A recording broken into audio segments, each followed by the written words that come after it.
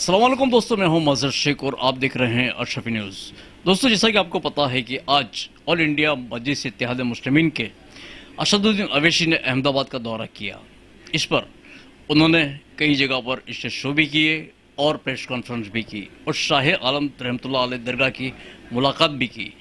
इस मुलाकात का क्या असर हुआ, क्या असर दिख रहा है, इस बात पर आज हम बात करेंगे दरियापुर के एमएलए जनाब गियासुद्दीन शेख साहब से और उनसे जानकारी लेंगे कि इस माहौल की क्या प्रतिक्रिया हो सकती है।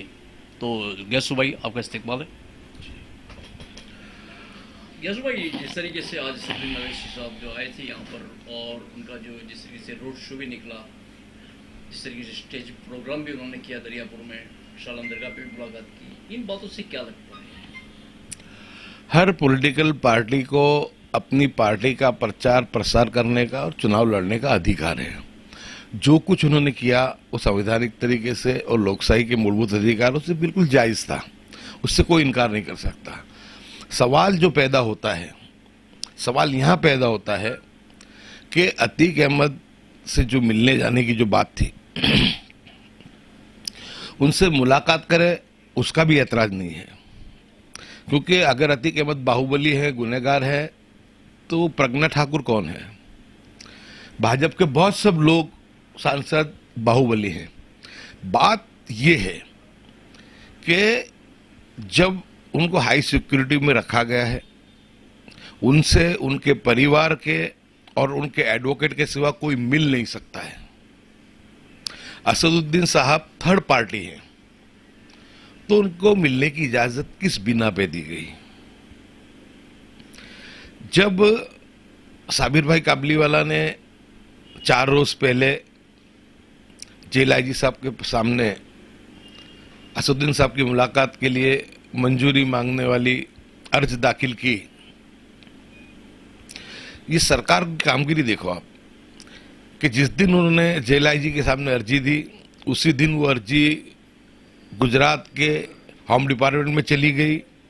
वहां से उसी दिन वो अर्जी सेंट्रल गवर्नमेंट के पास चली गई। सेंट्रल गवर्नमेंट ने दूसरे दिन उनको मंजूरी दे दी।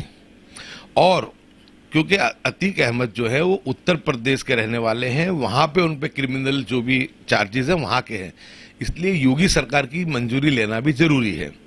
तो जब केंद्र सरकार ने योगी जी के पास इस बात को भेजा, उसी दिन सेम डे योगी जी ने भी उसको मंजूरी देके गुजरात सरकार को भेज दिया और उसके दूसरे दिन भूपेंद्र पटेल ने उसको मंजूरी दे दी, जो गुजरात के मुख्यमंत्री हैं। यानी इतनी काम करने वाली सरकार, इतना फास्ट, और ऐसा तो क्या रिश्ता है असदुद्दीन साहब का और अमित शाह का कि इतनी जल्दी मंजूरी दे दी गई, जबकि ये थर्ड पार्टी है। ये चीज यहां साबित करती है कि जिस तरह योगी का मामला उत्तर प्रदेश में इस मर्तबा उनको कोई नहीं बचा सकता है। उनका जो फेलियर रहा है, उनकी हार वहां निश्चित है, लेकिन उनको ऑक्सीजन देने का काम भारतीय जनता पार्टी असदुद्दीन ओवैसी के द्वारा कराना चाहती है। ये उतावल इसी के लिए थी। जब मुझे पता चला जेल के हवाले से कि उनको मंजूरी दे दी गई है, और साबिर काबलीवाला जो एमआईएम के अध्यक्ष हैं, उन्होंने भी उनके लेटर हेड पे इस प्रोग्राम को डिक्लेयर कर दिया। उसके बाद में मैंने जेल सत्ता वाले लोगों के साथ मैंने उसमें तहकीकात की, तो पता चला ऑफ द रिकॉर्ड कि मंजूरी दे दी गई है। फिर उसकी तहकीकात करने के लिए मैंने पुलिस कमिश्नर ऑफिस के स्पेशल शाखा का संपर्क करने की कोशिश की। मेरे सोर्सेज से मुझे ठोस पता चल गया कि ये इनको मंजूरी दे दी गई है और रोड भी तय हो गया है, और रोड का जो था सर्वे भी पुलिस ने कर लिया है। क्योंकि सुबह एयरपोर्ट से लेमन ट्री आने वाले थे असदुद्दीन ओवैसी साहब, उसके बाद नाश्ता वगैरह करके 9:30-10 बजे के करीब यहाँ से वो सेंट्रल जेल जाने वाले थे। तो यानी जब पूरा कंफर्म हो गया, तो उसमें मुझे लगा, आज तक मैं सुनता था कि एमआईएम भारतीय जनता पार्टी की बी टीम है, लेकिन मैं कभी कभी ये संशय भी करता था कि शायद ये बातें पॉलिटिकल तरीके से हो या गलतफहमी की वजह से हो। तो मैं कभी भी असदुद्दीन ओवैसी साहब के सामने मैं कभी भी बहुत यानी सख्त रवैया नहीं इख्तियार करता था।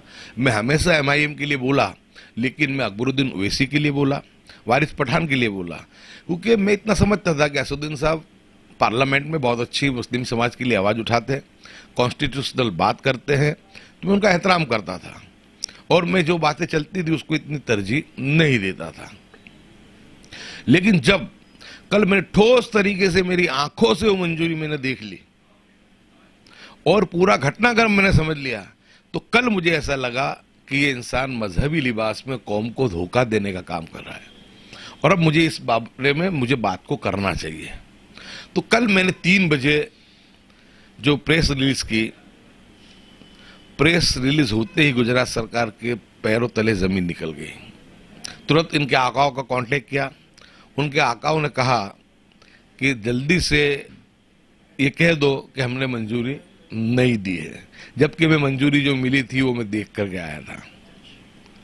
और जब इन्होंने 4:30 बजे जेल आईजी को गांधीनगर बुलाया गया, उनसे मशवरा किया और रात को 9 बजे के करीब इन्होंने इस जो मंजूरी दी थी उसको इन्होंने रद्द कर दिया, कैंसिल कर दिया। यहाँ पे कहने का मतलब कि आपने जो प्रतिक्रिया की उस पर इन्होंने, इसमें भारतीय जनता पार्टी कल बिल्कुल हिंदुस्तान की आवाम के सामने खुलकर के उसका चेहरा आ गया कि भारतीय जनता पार्टी मुसलमानों को, माइनॉरिटी के लोगों को गाली बोलने का काम करती है, उनकी भगीनी संस्था है, और हिंदू समाज के सामने का जो मामला है वो एमआईएम के द्वारा वो करवाती है। तो इनकी जो नूरा कुश्ती है, आपने देखा होगा कि असदुद्दीन ओवैसी साहब ने उत्तर प्रदेश के चुनावों के चलते ये कहा कि मैं योगी को जीतने नहीं दूंगा। पलटवार करते हुए योगी जी ने कहा असदुद्दीन देश के बड़े नेता हैं, बड़े नेता, और मैं उनके चैलेंज को स्वीकार करता हूं। यानी ये मिली जुली नूरा कुश्ती। उसके बाद असदुद्दीन ओवैसी अपने प्रचार का कहां से शुरुआत करते हैं? अयोध्या फैजाबाद से। अयोध्या फैजाबाद जाना यानी हिंदू मुस्लिम ध्रुवीकरण को बल देना। लेकिन ये 2 किस्से होने के बावजूद भी मैं सोचता था कि हो सकता है कि ये एक एक्सीडेंट हो, यानी ये मामले अचानक से बनी हो सकती है। लेकिन जब कल का मामला मैंने देखा तो मैं चौंक गया और मैंने ये तय किया कि अब इनको आवाम के सामने इनको खुला करना पड़ेगा, क्योंकि इंशाअल्लाह माशाअल्लाह की बातें करके, मजहबी जज्बातों को भड़का के भोले भाले मुसलमानों को छेतरा जाए, उनके साथ चतुराई की जाए, मैं मानता हूं कि ये बहुत ही बड़ा गुनाह है। और इस बात को जब मैंने मेरी आंखों से देखा कि जिस केस के पीछे मैं 8 दिन से लगा हुआ था, मुझे 8 दिन पता चला था कि ऐसा होने वाला है। मैं देख रहा था किस तरह होने वाला है, कहाँ होने वाला है और कैसे होने वाला है, तो मैं बिल्कुल लगा हुआ था, मेरी बाज नजर थी उस पर। लेकिन जब कल बिल्कुल कंफर्म मेरे पास ये चीज़ आई, उसको मैंने जाके कंफर्म किया, उसके बाद मैंने प्रेस रिलीज की और प्रेस रिलीज का ये नतीजा है कि तात्कालिक भारतीय जनता पार्टी ने अपनी जो थी चमड़ी बचाने के लिए, अपनी इज्जत को बचाने के लिए उन्होंने तात्कालिक ये जवाब दिया कि हमने तो परमिशन अर्जी नामंजूर कर दी है। जबकि उन्होंने तो रोड का जो था वो प्रोटेक्शन भी दे दिया था, रिलीज भी हो गया था। आप साबिर काबलीवाला साहब का लेटर हेड भी देख सकते हैं और पुलिस डिपार्टमेंट के और जेल डिपार्टमेंट के डॉक्यूमेंट तो अपने को बताएंगे नहीं हो, लेकिन वो भी देख सकते हैं, जो कि मैंने कल बहुत अच्छे सलीके से उस चीज़ों को देख लिया, क्योंकि जब पता नहीं था कि मैं कितना बड़ा ये बाउंडर पैदा होने वाला है, इसलिए मुझे बता दिया गया, मैंने देख लिया वो। अच्छा, आज सुबह जो है वो जिस तरीके से उनको होटल में नज़रअंदाज बंद कर दिया गया कि आप यहाँ से नहीं निकल सकते वरना आपको डिटेन किया जाएगा, सिर्फ ये क्या आप महज नाटक समझ रहे हैं? मिली जुली नूरा कुश्ती, उन्होंने मना कर दिया और इन्होंने ऐसा बताया कि हम तो मिलने जाने के लिए तैयार हैं और वो हमको मिलने जाने ये सरकार नहीं देती, यानी ये सरकार हमारे खिलाफ है, हमारी सरकार के साथ कोई मिली भगत नहीं है। ये मैसेज देने के लिए सुबह का ये नाटक किया गया जो होटल में हुआ है। अच्छा यासीन भाई, एक बात बताइए कि जिस तरीके से पहले रिवर फ्रंट के ऊपर असदुद्दीन ओवैसी साहब आए थे और उस वक्त जो पब्लिक का हुजूम था वो खासकर आज कुछ लगता है कि देखने को कम मिला, यानी अहमदाबाद और गुजरात में खासकर लगता है ऐसा कुछ के 6 महीने के अंदर कुछ मीम की ओट आई हो। बिल्कुल, मीम जब शुरू में आई थी तो उस वक्त में हालात ये थे कि सोशल मीडिया से जुड़ा हुआ जो यंगस्टर था हमारा 18 से 35 साल वाला, वो बहुत उनके से मुतासिर था, उनसे लगा हुआ था लोगों को ऐसा था कि कुछ नया करके देखते हैं, और लोगों ने इस वजह से उस वक्त में समर्थन इनको दिया। लेकिन जब इनके उम्मीदवारों की यादी बाहर आई, एमआईएम के अहमदाबाद म्युनिसिपल कॉरपोरेशन के उम्मीदवारों की यादी, वो यादी में हिस्ट्री सीटर भी थे, उस यादी में पुलिस के बोगस भी थे, उस यादी में भाजपा के दलाल भी थे। लेकिन चुनाव नजदीक था, चुनाव की सरगर्मियां शुरू हो गई थी, लोगों ने उस वक्त में तवज्जो नहीं दी। एमआईएम के कैंडिडेट अहमदाबाद क्राइम ब्रांच के डीसीपी ने तय किए थे। साबिर काबलीवाला की ऑफिस पे तय नहीं हुए हैं, वो क्राइम ब्रांच की ऑफिस पे तय हुए हैं। और एमआईएम के बहुत ज्यादा नुमाइंदे जो चुनाव लड़े, वो भारतीय जनता पार्टी के जो उम्मीदवार थे उनके चूंटनी भंडोर से लड़े। और क्राइम ब्रांच ने धाक धमकी से सब गुनहगारों को बोला था कि आपको एमआईएम का काम करना है। लेकिन चुनाव की सरगर्मी थी, चुनाव में अक्सर ये आक्षेप प्रत्याक्षेप होते रहते हैं, लोगों ने उसकी तरजीह नहीं दी। लेकिन जब उसके बाद चुनाव के बाद एक के बाद एक, चाहे इनकी महिला प्रमुख की वीडियो हो, चाहे इनकी कैंडिडेट की वीडियो हो, चाहे इनका जो विरोध पक्ष का नेता मोड़ासा का था जो रंगे हाथ पकड़ा गया, जिसको निकालना पड़ा, यानी कि जिस तरीके का सिलसिला चालू हुआ, तो लोग अपनी बारीक नजर से देख रहे थे। इनकी एक कैंडिडेट आरती कर रही है। अब यानी वो जो चीजें सामने आई है, तो लोगों को ये लगा कि एक तरफ मुसलमानों को ये क्या बात कर रहे हैं और सामने दूसरी तरफ काम ये कौन सा अंजाम दे रहे हैं। तो लोगों को अंदाजा आ गया और लोग ये समझ गए कि आप समझिए मजहर साहब कि गुजरात में मुस्लिम आबादी सिर्फ 9.67% है, यानी हिंदुस्तान की कम मुस्लिम आबादी वाले शहरों राज्यों में गुजरात का नंबर 1 से 10 में आता है।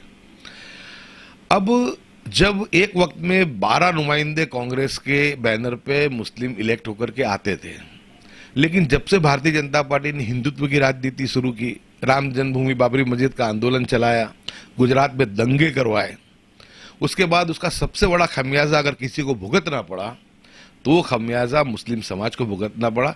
12 में से हम 3 एमएलए हो गए, क्योंकि जहां भी मुस्लिम नुमाइंदा खड़ा रहता था, भारतीय जनता पार्टी ऐसा माहौल बना दी थी जैसे भारत और पाकिस्तान का मामला हो। अच्छा, यहाँ पर असुद्दीन साहब का कहना ये है कि एक बार 12 जो नुमाइंदे हैं मुस्लिम, वो विधानसभा में जीत कर आते थे, उसकी जगह ये 3 हो गए। इसकी वजह क्या रही खास? इसकी वजह मजहर भाई मैंने पहले ही बताया कि हिंदुत्व की राजनीति जिस तरीके से शुरू हुई, यानी मामला ऐसा हो कि कांग्रेस के हिंदू उम्मीदवार को भी हिंदू समाज हिंदू मानने के लिए तैयार नहीं, भाजपा में है वही हिंदू है, तो मुस्लिम की बात तो बहुत दूर की रही। तो मुस्लिम समाज का जहां नुमाइंदा खड़ा होता था, वहां पे भारतीय जनता पार्टी एक ही प्रचार करती थी, मियां आ जाएगा, मियां आ जाएगा, मियां आ जाएगा। और उस वजह से ध्रुवीकरण होता था और वो वोट मुसलमानों को, जो कैंडिडेट होता था उसको वोट नहीं मिलते थे। 3 लास्ट में जो सीटें बची है, जमालपुर जो 55% मुस्लिम समाज के वोट हैं, वो हम हमारे अकेले बलबूते पे भी अगर एक तरफ वोट डालते हैं तो हम वो जीत सकते हैं। लेकिन हमने वो भी देखा कि जब 2012 में समीर खान पठान कांग्रेस के उम्मीदवार थे और उनके सामने साबिर काबलीवाला साहब खड़े रहे, वोटों का विभाजन हुआ। आजादी के 70 साल के बाद पहली मर्तबा जमालपुर में भारतीय जनता पार्टी का भगवा लहराया है। ये जहां 55% वोट है वहां की बात कर रहा हूं मैं। उसके बाद सीट आती है दरियापुर की, जहां लगभग 40% के आसपास मुस्लिम समाज के वोट हैं। अल्हम्दुलिल्लाह मेरा समाज तो मुझे साथ देता ही है, लेकिन मेरे समाज के साथ साथ मेरे को हमारा जो यहाँ का हिंदू सेक्युलर वोट है वो भी कम से कम 20,000 के करीब मुझे मिलता है। जब मैं बहुत चंद वोटों से, पहले तो 928 से जीता था 2007 में, 2012 में 2600 से जीता था, और अभी जब 2017 का चुनाव हुआ जब मैं 6600 वोटों से जीता था। यानी कि अल्हम्दुलिल्लाह वोट तो बड़े ही हैं हर मर्तबा, लेकिन सीट ऐसी है कि जिसको हम ये गिन नहीं सकते कि सीट हम ये सुरक्षित है। तो जहां पे आप ये बताओ कि क्या दरियापुर में मीम का नुमाइंदा खड़ा रहेगा तो उसको 20,000 वोट हिंदू समाज के मिलेंगे? नहीं, एक भी वोट हिंदू वोट नहीं मिलेगा उसको। और नुकसान क्या होगा कि जब बीजेपी और एमआईएम की नूरा कुश्ती होगी, एमआईएम हिंदू को गाली बोलेगी, बीजेपी मुस्लिम को गाली बोलेगी, जो हिंदू वोट 20,000 मुझे मिलता है वो वोट भी मेरे पास से ध्रुवीकरण की वजह से खिसक के भाजपा में जाएगा। तो ना एमआईएम जीतेगी ना कांग्रेस जीतेगी, जीतेगा कौन? भारतीय जनता पार्टी। इसी तरीके से वांकानेर की सीट है जहां पे हमारे जावेद पीरचदा बाबा साहब लड़ते हैं, वो पीरे तरीकत हैं और गैर मुस्लिम भी उनको बहुत अकीदत से देखते हैं। वहां पे सिर्फ 24% वोट है मुस्लिम समाज के, वहां कम से कम 30,000 हिंदू समाज का वोट चाहिए, लेकिन वो पीरे तरीकत है, गैर मुस्लिम समाज भी उनको अकीदत से देखता है और 30,000 से ज्यादा वोट गैर मुस्लिम समाज जो है वो उनको देता है जब वो सीट हम जीत पाते हैं। तो आप ये बताओ, क्या एमआईएम का नुमाइंदा वांकानेर में खड़ा रहेगा तो उसको हिंदू वोट मिलेगा? नहीं मिलेगा। नुकसान किसको होगा? मुस्लिम वोटों का विभाजन होगा और हिंदू वोट पोलराइज होके कहां जाएगा? भाजपा की तरफ जाएगा। असदुद्दीन साहब ये कहते हैं कि मैं मुस्लिम समाज की क़यादत खड़ी करना चाहता हूं, मुस्लिम समाज में लीडरशिप पैदा करना चाहता हूं, मैं मुस्लिम समाज के नौजवान के हाथ में नेतृत्व देना चाहता हूं, मैं मुस्लिम समाज का विकास करना चाहता हूं।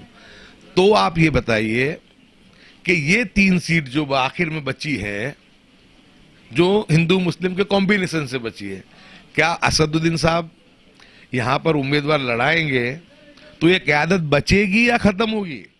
क्योंकि भारतीय जनता पार्टी का तो ख्वाब एक ही रहा है कि गुजरात की विधानसभा को गंगा जल से शुद्ध करना है और मुस्लिम से मुक्त करना है।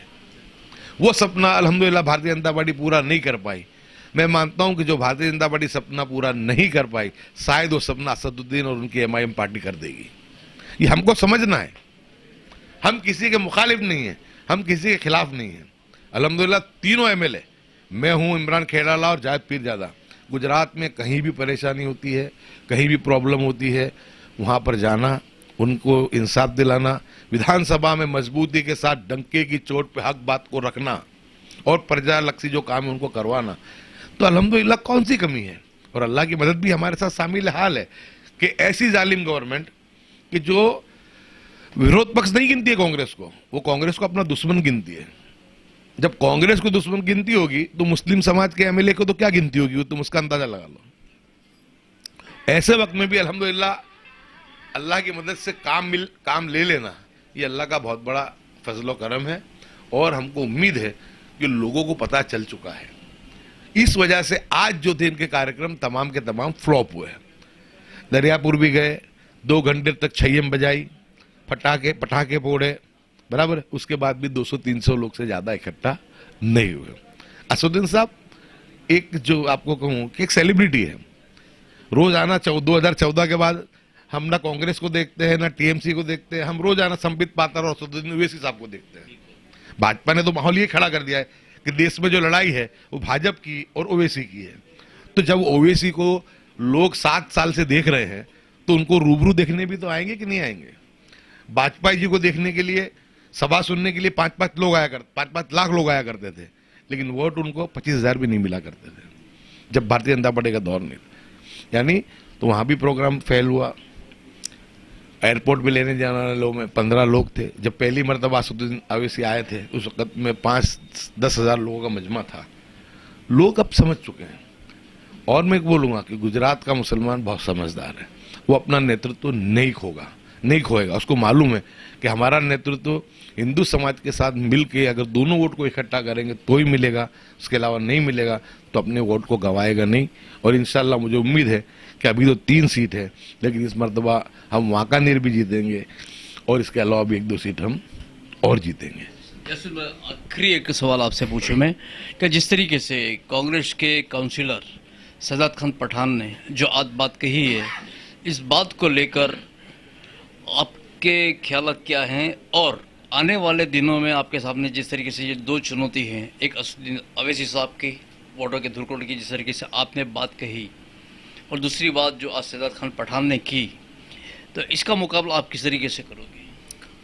शहजाद खान बहुत ही संजीदा किस्म के काउंसिलर हैं, उनका भविष्य बहुत उजला है और सीजन पॉलिटिशियन है, उनकी 3री टर्म है। मैं मानता हूं कि उन्होंने उनके खुद के वक्तव्य में कहा है कि जब शहजाद खान सीए एनआरसी के केस में अंदर उनको पुलिस ने कर दिया था, उस वक्त असदुद्दीन साहब ने उनकी फैमिली से उनके खबर अंतर पूछे थे तो उस वजह से आज वो उनको मिलने गए थे और उन्होंने कहा कि मैं कांग्रेस में हूं और कांग्रेस में ही रहने वाला हूं। दूसरी बात कि जो बात चलाई जाती है कि 8-10 कांग्रेस के काउंसिलर MIM में जाने वाले हैं, तो 14, तो ये बहुत ही अहमकाना बात है, पागल किस्म की चलाई हुई बात है, मीडिया क्रिएशन है। एक भी कांग्रेस का कॉरपोरेटर आत्महत्या करने के लिए तैयार नहीं होगा। लोगों को पता है कि MIM के लिए कोई भविष्य इस गुजरात में बचा नहीं है, तो कोई भी अपनी कैरियर को खराब नहीं करेगा। और बात रही सज्जाद खान की, सज्जाद खान का भविष्य बहुत उज्जवल है और कांग्रेस में उनकी इज्जत है और आने वाले दिनों में भी रहेगी। अच्छा, आपकी रणनीति क्या रहेगी अब 2022 में? हमारी रणनीति तो 2022 में ये रहेगी कि अभी हम 3 हैं तो 3 के हम डबल कम से कम होकर के आ जाएं। एक वागरा सीट ऐसी है कि जो पहले हमारी आया करती थी और वो भी नहीं आती है। अगर वहाँ पे सही नुमाइंदे को दिया जाए और वो भी हिंदू समाज के साथ तालमेल मिला के सेक्युलर छवि का अगर मुस्लिम कैंडिडेट हो तो वो सीट भी हम जीत सकते हैं। सूरत पूर्व वाली सीट भी हम एक जीत सकते हैं और कच्छ में से भी एक आध सीट हम लोग अगर सही तरीके से मेहनत करें और अल्लाह की मदद शामिल आ रहे तो वहाँ से भी जीत सकते हैं। तो ये जो 3 वाली कम से कम डबल होके आए, ये कोशिश तो रहेगी और ज़्यादा से ज़्यादा तादाद में जहाँ हम जीत सकते हैं वहाँ पे मुस्लिम समाज के लोगों को टिकट मिले, उसके लिए पूरी कोशिश मेरी, तारसिब इमरान खेड़ावाला की और जावेद मिर्जा साहब की रहेगी। बहुत शुक्रिया। तो दोस्तों, देखा आपने जिस तरीके से हमने आज गयासुद्दीन भाई से बातचीत की अवैसी साहब के बारे में, तो गयासुद्दीन भाई को अभी तक एक शक था कि असदुद्दीन अवैसी साहब जो है वो भारतीय जनता पार्टी के लिए काम कर रहे हैं और भारतीय जनता पार्टी भी जो है वो छूट दे रही है। लेकिन जिस तरीके से कल का जो हादसा हुआ, जिस तरीके से प्रेस नोट इन्होंने डिक्लेयर की, उसे देखकर अचानक ही ये सेंट्रल जेल में जाने वाला जो दौरा था उसे कैंसिल कर दिया गया। इससे उनको ये यकीन पुख्ता हो चुका कि असदुद्दीन अवैसी साहब जो है वो भारतीय जनता पार्टी के लिए काम कर रहे हैं। ये गयासुद्दीन शेख साहब का मानना है। ये तो आने वाला वक्त ही बताएगा कि गुजरात के 2022 के नतीजे क्या होते हैं। तो मैं वज़र शेख, कैमरामैन रशीद शेख के साथ इजाज़त चाहता हूँ। अल्लाह हाफिज़।